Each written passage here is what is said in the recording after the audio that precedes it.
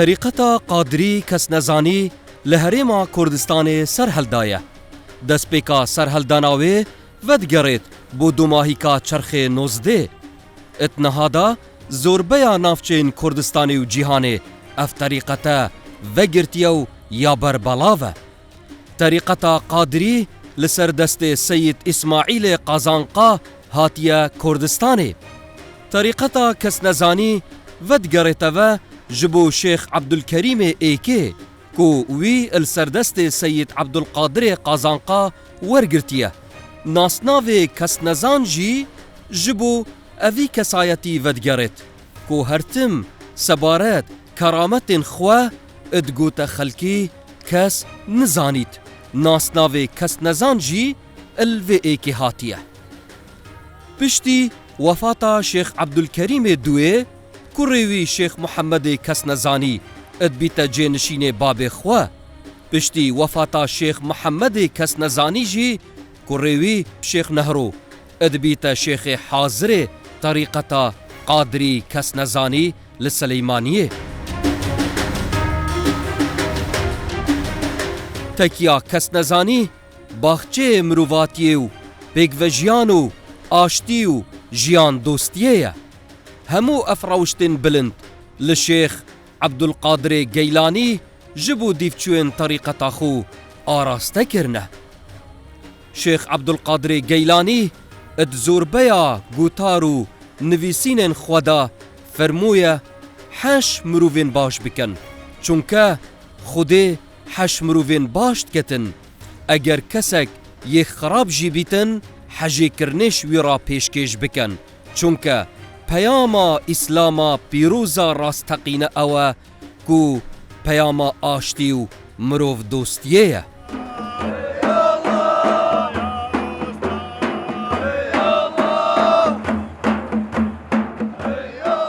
اف جاره برنامه پیگوژیان هات اتناوا جهه که دا کو اف جهه مولگه پیگوژیانه مولگه مروف دوستیه مولگه خوشویستیت نابرا همی پیکاتین جدا دا. الویرا مسلمان مسیحی همی ادیان دیتر الویرا جین اف تکیایا شیخ حاضر نهرو شیخ محمد الکسنزانی الویرا کردستانک بچیکه همی پیکاتا الویرا خود بین نوه و ریزو ویانو تقدیرک مزن اتنا براوانه دا اتهیتا دیتن.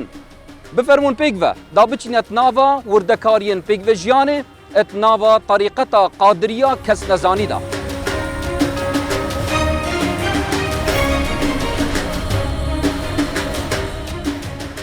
ملايونس تكزي لوي ايكيت كات كو ام وكا ديفچوين طريقتا قادري كس نزاني ريزي لهر كسكي دگرين بلا هلگري هر هزرو ايدولوجياتو اولك جيبيت.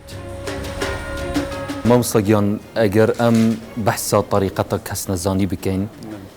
سروشته اویر ریکه مجارة پیگوژیان دا چوایه. رب العالمين امرت كتن كام همي انسان نابج بسلمان هر کسی بیتن هنگ خلق کردن نیرومی وجا پیگوژیان زور میم هر زمان پیغمبر و حتی نوکش نه پیغمبر صلی الله علیه و سلم دائما تأکید کلی سر پیگوژیان و نبی طعنا چه ادیانی بکرین يعني ام مسلمان سلامة همتجه من سلم المسلمين من يدي ولساني سلامتي ابايا طريقه مش طريقه العلي القادري الكسزانيه مشايخ الكرام تاكيدا هندي كان زور فكرجاني قالوا جار ام وقت مولد وقت مناسبات التعويدي همي اديانات نيران سبحان الله فلنا يزيدينا زردشتينا وشي قوميات عرب كردن شبكن همي اديان تنير اللي رخردن جناب دوكم مستاك ايني السر منبري تو تشوا او كسيت تين بردسته تو گهداریا جناب هوات کن هین رینماوات کن سبارت مروف دوستی و خوشویان همی مروفه که سرباری و چندی کلتا جیاواز جی بیتن والله ام خوکی امام خطیب طریقه کسزانین طایبتی که امرجگاریت خلق خود کن که ام تأكيد سر پیگوژیانت کن که ام رب العالمين قلت ولقد كرمنا بني آدم أنا قلت يا بسلمان أنا قلت يا فلان أنا قلت يا ودي أرجع تكريمه دائما احترامه وكما تقامه قالك جارا فلانا يزيدين تينا طازيت ما أمجيش مناسبات طريقته كسنزاني يعني طريقته كويجن الشيخ عبد القادر الجيلاني يعني كارتيكرن السر جناب هواجي كريا كفيرانجي خطاب بالضبط أبا فرمدا الشيخ عبد القادر قدس الله سره عزيز كأمر كريا ومشايخات مش هردوي خطوة أمر كلامه وكأمش منهجة تطبيقين إن شاء الله. بله شد بيت فاكتر كو أو همو بين فيرا خو ببين بدي أبو كأم جوازينا خينا ما بين شيء مذهبا يعني كطريقة ما مذهبية لا مذهبية يعني أم تكارين بيجين طريقة كسنزاني قادري لا مذهبية لا مذهبية بدل من مقابل همية مذهبات دي قبل كاتم حبيني فعلا بنمونش ديارة حتى مناسباتنا موجودة ديار كأنواع تنيرة وهمي دلك خوش دت كفن مشايخات ما بتصاص تأكيد هندت كأم دائما قال همية رنين قال همية ما تجاوبها بتين أبدا همي كساش قبل كي جنابت هم وكو ما مستاك آيني وهم وكو درويشك طريقة كسنزاني الحمد لله تودكاري هواليني برادريني يان جيرانتي ادقال كسكي بكين السرديني تبيت بل قالك حتى نمونك زندي هيا كأفضل هبن خدي انه كهتكليه كعائليه درس ما قالوا هنا حتى طازي جوان شيء مطراني القش ام شنو طازيوان ريش شيخيت ما تاكيد هانتك كأم مقابل تجاوبين قال مقابل اخو احترام مقابل اخو بقرين ابا ركايه اسلامتيه خوش ويستيك اويك همو ما سيكلين بيك بهمو رنگا كان مانو بهمو دينا كان مانو شيخ نهرو بيك وبونو بيك وجياني دوبات كتفا ادقل نينرين هر هشت اولو هر پنج نتوين لهرما كردستان جين ادبيجا تياما ما وكا طريقتا قادري كسنزاني آشتيو خوشويستيا جبو توايا مروفايتيه چند ام الهفدو نزيك بين زيدتر دي الهفدو حالي بين لورا ادبيجم فراهم كرنا بيك وجياني اركي مهميانو گرنگا ام همو بهفرا اوی ارکی هستین داکو بکارین بهانا هفدو بچینو کشه پیگ و جیانه جی لکردستان زیدتر گشه پیبدین إسراء نعيمي وكجنك مريدة طريقة قادري كسنزاني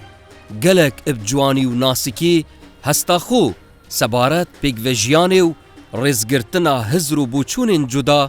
ددت خويا كرن جنابك كمريدة في الطريقة الكسنزانية هل سنغاندناتا جبورول آفرتي الطريقة قادري كسنزاني دا تشوايا دور المرأة في الطريقة العلية القادرية الكسنزانية رولي جنيد نافا طريقة علي قادري دا لتكيا كسنزاني رولا جلكي بشتابا دنافا طريقة مدى هيجو داهيك ناهد كرن دنافرا هردو رقزاندا آنکو جنجی بشداره دهمو چالاکیان ده مل به ملی زلامان زلام چاوا بشداره ده آهنگو هالكفتين طريقتا كسنزانيتا افراد جي وصا بشدارية تكت بأوهيكي بربچاف تقيمها رئاسة الطريقة كذلك المرأة تكون لها المشاركة الفاعلة في هذه المناسبات والاحتفالات جنابك كمريدة طريقة الكسنزانية جناب هوا وك مريد طريقة قادري كسنزاني بوچونا هوا چيا سبارت بيك وجياني لهرما كردستاني و لنافا طريقة قادري دا هنا تكمن الصورة الحقيقية في التعايش از لفيري ويني راستقينا هي بيك وجياني دبينم او ام لفيري دبينن همو بيك هاتين جدا لمذهبو آين ونتوين جدا هبون هيا بومانا جرينجا انتي مايا وانا آيني ونتويو مذهبي تشتا يا جرينج لدفما او ام بجواني بيك وبجين سرباري همو او جداهين نابرا مدهنا لأوراد بيجم لفيري ويني راستقينا بيك وجياني هيا فتكون هنا صورة حقيقية للتعايش السلمي وتجناب هوا وكا مريد اتكاري تكاليني وهوالينيا كسن جدا بكيكو ديني وان نتوي وان مذهبي وان ايدولوجيتا وان لتجدا بيت طبعا وبكل تأكيد بله بگومان ام دکارن اویا کجر روشناهیا گوتنا امام علی کوره ابو طالب گهشتیما کو دفرمود کسی برانبرتا یان برایتا دوليدا یان جی برایتا دمروفاتی دا هلبت طريقتا مجي لعلي كوري أبو طالب هاتي أورقرتن أمجي لدوفوي ريبازي دتشن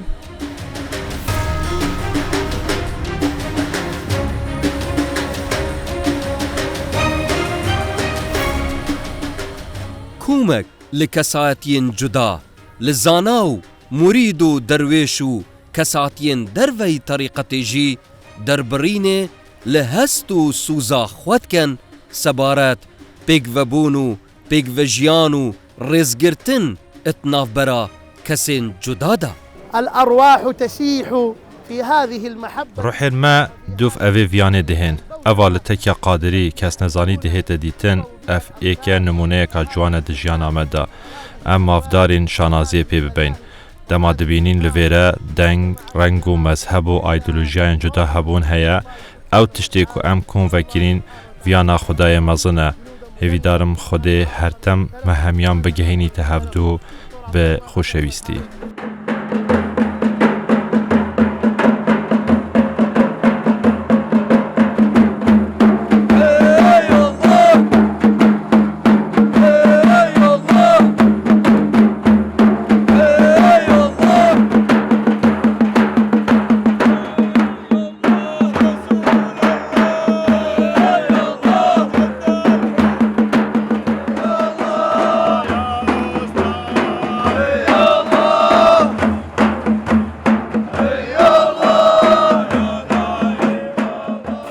رخيبادينان و مسردان تكيا علي قادري كسنزاني السليماني كريا مسردان الشيخ حاضر كريا هكا بري خوب دين سفارت وبوتشين جواز جرينجيوي جلك جرينجا اگر بري خوب دين التكيا علي قادري كسنزاني ام بينين كرد تداهيا عرب تداهيا ترك تداهيا فرس تداهيا غير اسلام مسيحي تداهيا ازدي تداهيا اوجي بوما درد خيد كو تكيا علي قادري كسنزاني جلك جرينجي به بوچون جیاواز دادن شل مل دنیای پگوژیانا مروواینیه. زور سپاس دانکم سپاسی همولیه کم پیشکی سپاسی جنابی شیخ مهرو کم بو پیشوازیه بو میوانداریه بو رزی که لهمو و بکول همو منگیره که درگای دائما تنها کراوی نه تنها بو برا مسلمان کان بو کس طریقی کس نزانی کان نخیر بو همو دینه کان کراوی استدبینین لیره کردستانی کی بچکولانه دبینین عراقی کی بچکولانه دریش که به همو دینه کان و قومی کان کلیره وجودیان هیا باسی اوی که من یکم جاره که لشونی کی آوا بينك أوي كمن زيادة بديم كد مروفونا وبو مروفون بو بيكوجيان بو يكتب قبول كدن بو خوشي بو جواني.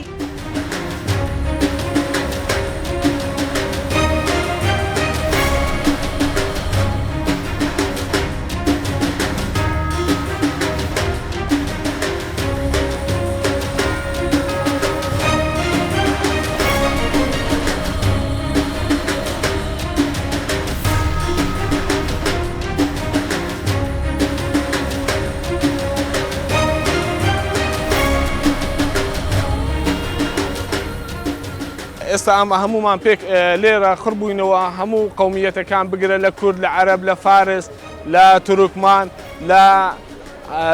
زۆربەی قەومیەتەکان ئەلێرە وجودی هەیە بگرە لە دینەکانیش ینی بەس بریتیە نییە تەچەی کەس نەزانی لە ئیسلام غەیری ئیسلامیش ئەدیانەکانی دیش سەردانی تەچەی عەلی قادری کەس نەزانیەکەن و دەروێش و خەلیفەکانیش ئەلێرە لە خزمەت مسلمانان و هەموو بەشەریەتدا ئەبن.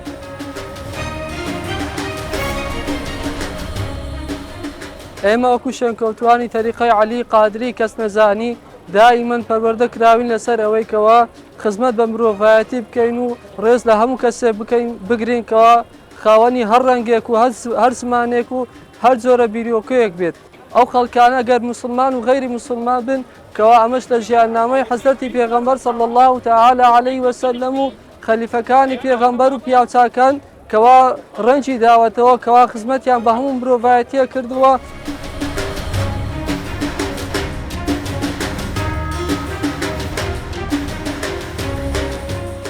ئێمە وەکو دەریوێشی کەس نەزانی ئێستا کە لێرە خڕبووینەوە لە بارەگای سەرەکی تەریقەتی قادری کەس نەزانی لە هەموو چینی توێژەکان پێکهاتیە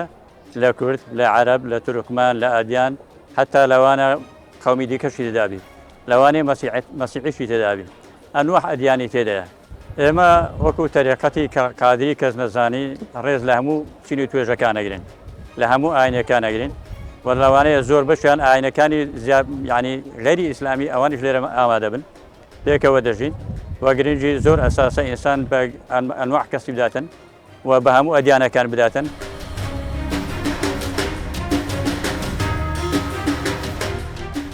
منا فاتحی لە وڵاتی ئیرانی هاتیە بوو تەکیا قادری کەس نەزانی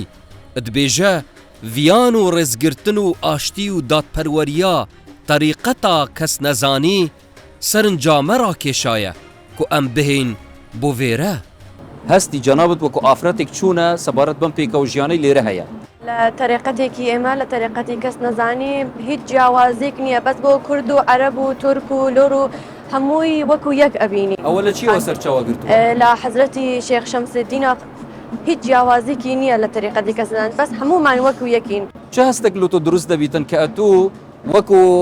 سۆفیگەرێک وەکو بڵێن دەروێشێک لێرە خۆ ئەبینی وەکو ئافرەتێک بەڵێ بەس ئافرەت و پیا و لە طریقەتی ئێمە هەردووکی بەرابەرە بەس هیچ جیاوازێکی نییە با ئەو نموزەجە وەربگرم لە جەناب یعنی ئێستا تو وەکو ئافرەتێک ئەگەر ببینی کەسێک هەیە ئافرەتێکی تر هەیە بەڵام لەسەر دینی تو نییە نەتەوەی ئەو جیاوازە دینی ئەو جیاوازە ئەو کاتە بینینی تو لە ئەو کەسە چوونە ئەویش وەکو خۆم دەبینم بینیکی جیاوازم بۆی نییە یعنی دەتوانین بڵێن طریقەتی کەس نەزانی فێرە محەبەت و عشقتان دەکاتن هەمووی طریقەتی کەس نەزانی بەرپایە عشق و محەبەتە هیچ شتێکی تیانە هەمووی لە سنەتی پێغەمبەر صلی الله علیه و سلم هەمووی لەوانە بیر دەکەینەوە ئەسەن جیاوازێکی لێ نییە یعنی جەنابەت وەکو ئافرەتێک بەڵێ قوت ئەبینیەوە کە بڵین تو ئافرەتێکی بەڵێ ڕێز و تەقدیری خوت هەیە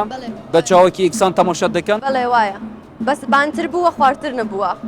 هەروە بووە زۆر باشە کەواتە ئەم پێکەوە ژیانەی هەیە لە هەرێمی کوردستان لە بینی پێکاتەکان یعنی مسلمانن مەسیحینە هەموو پێکاتەکانی ترن ئەو جیاوازیە لە هەرێمی کوردستان کە هەیە و پێکەوە ئەژین بە دیدی تو چوونە یعنی چون باسی دەکەیت صاحی ذکرەکە دەبینن هەمووی وەختێ کۆ ئەوەنەوە مەسیحی لێە عەرەبی لێە تورکی لێە فارسی لێە ئەفغانی لێە سیابوستی لێە هەموو شتێکی لێە دەیبینی هیچ مثلەن جیاوازێکی نییە بەس لێرە ئەو ئارامشتە هەیە ئەو دڵت ئارام دەبێتەوە گیانت بەس بە ذکرەکانت بە دوعاکان ئێمە هەمومان بەشەرین تا بگەینە بەس مەقامی ئینسان بوون دەبێت زۆر بگذرنین تا بگەینە ئەو ئینسان بوونە ئینسان بوون وەختێ ئەڵێ ئینسان یانی عشق و محەبەت و عەلاقە و چۆن بڵێم کینە هیچ لە دڵی نەبێت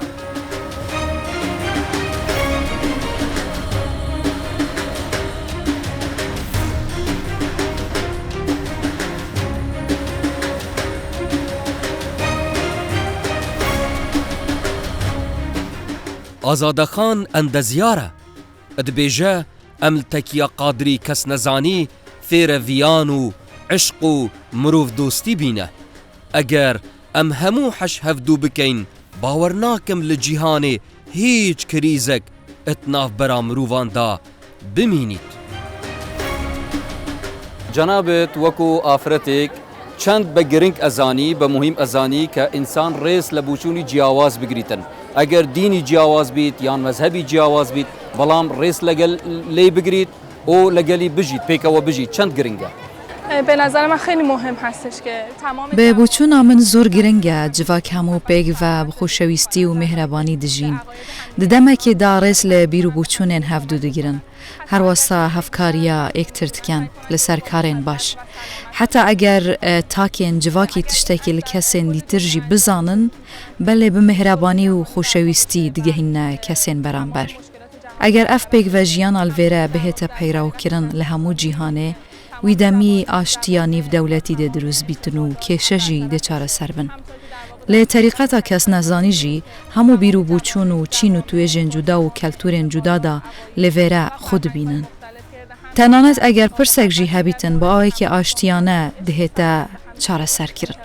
تو چەند ئەم کەشە تێدا ئەبینی یعنی کە هەموو پێکاتەکان لێرن یعنی مسلمان مەسیحی ئێزدی هەموو پێکاتەکان لێرە خۆی ئەبێنەوە لە زۆر مناسبەتەکاندا بوچونە چییە سەبارەت بەو کەشە تەکیە کەس نەزانی منبع نور هەست تەکیە کەس نەزانی سەرچاوی ڕۆناکیە ڕۆحیە هەرەف ڕۆناکیە ژیوەت کەتن کە هەموو بیر و بوچونێن لەڤێرە دگەل هەف بهێنە کۆمکردن ئەو دەما خەڵک دەهێن بوو ناف ئەوێ تەکیایە ئەوی کەشی ڕۆحی دبینن کو بێ جوداهی بەهێتکردن دناوبەرە هیچ ئاین و نەتەوەیەکی جودا و بیرروبوچونێن جودا و ڤیان و خۆشەویستی ژوان ڕ دەهێت بەخشین ویدەمی بە تەکیە کەس نەزانی دەهێت گرێدان هەروەسا ئەفئێکە یا بەردەوامە و هەرتم سەراوێ دەرێ دەدەم وێ دەما سەرداناوێ دەرێ دکەن شەهرەزایی بوان دروست دەبیتن لەسەر کەلتورێن جودا کوردستان چون دەبینی؟ کوردستان خیلی زیباست مردم خیلی خوبی داره خەڵکی کوردستانê gelek başin هیویدارم او خلکی لدروازی ده تر نزیکی دروست ببیتن دگل روناهیا اوه تکیایه و اف تکیایه یا تجیه لویانو دلووانیه.